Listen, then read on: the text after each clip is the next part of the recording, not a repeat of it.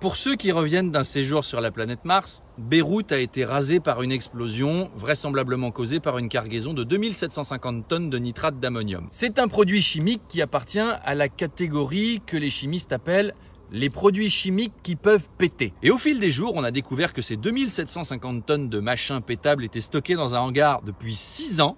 Comment c'est possible? Eh ben, accrochez-vous à vos slips parce que des scénarios comme ça, même à Hollywood, ils en ont pas, c'est tout bonnement hallucinant.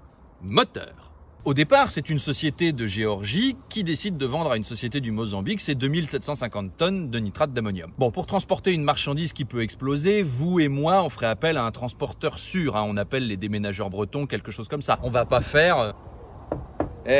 pas mal pour ma cargaison de plutonium. Et eux, si, ils préfèrent un transporteur pas cher et ils font appel à un homme d'affaires ukrainien véreux qui possède un bateau pourri. Normalement, un bateau pourri, ça prend pas la mer.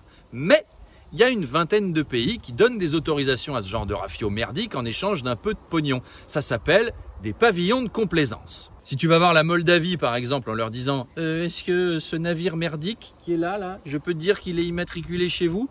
Eux ils vont faire pas de problème, de toute façon nous on s'en bat les steaks, on n'a pas la mer. Et voilà, on a une passoire moldave possédée par un charlatan ukrainien qui trimballe une cargaison dangereuse pour le compte de Géorgiens et de Mozambicains, et tout ce beau monde croise les doigts en espérant que ça se passera bien, parce que sinon ça coûtera cher. Le bateau s'arrête à Beyrouth pour récupérer une cargaison supplémentaire. Les Libanais, ils voient ça, ils hallucinent. Ce truc-là, c'est pas aux normes, hein. Il y a des trous, c'est rouillé, ma grand-mère s'en servirait même pas pour égoutter des nouilles. Non, vous me dégagez votre cargaison, vous me la remettez sur un machin aux normes, hein. Sauf que l'Ukrainien, non. Prendre un navire aux normes, ça va lui coûter plus cher que tout. Donc il décide d'abandonner le bateau avec la cargaison et l'équipage. Et donc l'équipage, à cet instant, ça devient des migrants illégaux. Donc le Liban leur interdit de débarquer et ils restent coincés sur leur poubelle des mers pendant 1 an. 1 an. Les agents du port de Beyrouth les prennent un peu en pitié, ils leur filent à bouffer, etc. Et au bout d'1 an de micmac juridique, ils sont enfin autorisés à repartir, mais le bateau, il reste. Les Libanais finissent par décharger la cargaison. Le bateau, lui, il était tellement pourri, il coule. Et il stocke les 2700 tonnes et quelques de produits qui peut péter dans un hangar. Personne veut s'en occuper. Et au bout d'un moment, forcément, boum.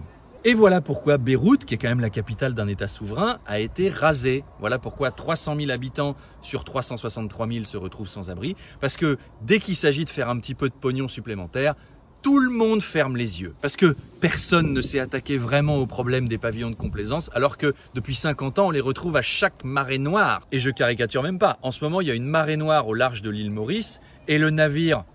Oh!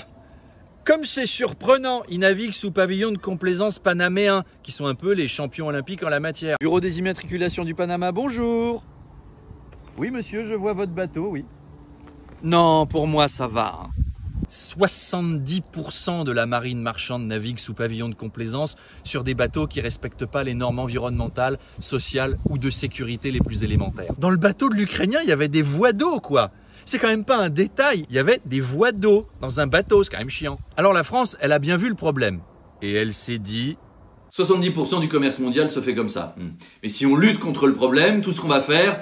c'est sauver des poissons. Non, le monde économique nous challenge, alors répondons-lui, soyons proactifs, on n'est pas plus con que les autres, un pavillon de complaisance, on peut en créer un nous aussi. Il existe, il s'appelle le pavillon Kerguelen et il permet entre autres de voyager avec un équipage de marins payés au salaire de leur pays d'origine. Traduction, tu peux équiper un navire français avec 65% de marins éthiopiens par exemple, payés 3 centimes la journée et à qui on a certainement donné une formation en sécurité optimale. Toutes ces conneries jusqu'à présent, ça avait surtout provoqué de la pollution, des marées noires, ce qui était déjà insupportable, hein, ça a ravagé des littoraux entiers. Maintenant, on en est à ce que ça rase des villes. Est-ce qu'on pourrait demander au gouvernement du monde entier, et à tout du moins au nôtre, hein, d'arrêter de collaborer à ce genre de magouille? Parce que on en demande peut-être beaucoup, alors là je ne sais pas. Mais quand même, on aimerait éviter qu'un bateau moldave sous pavillon panaméen chargé d'un stock de déchets nucléaires chinois avec des marins somaliens vraisemblablement traités comme des esclaves aille se faire péter dans le port du Havre ou de Marseille. Merci. Allez, ciao!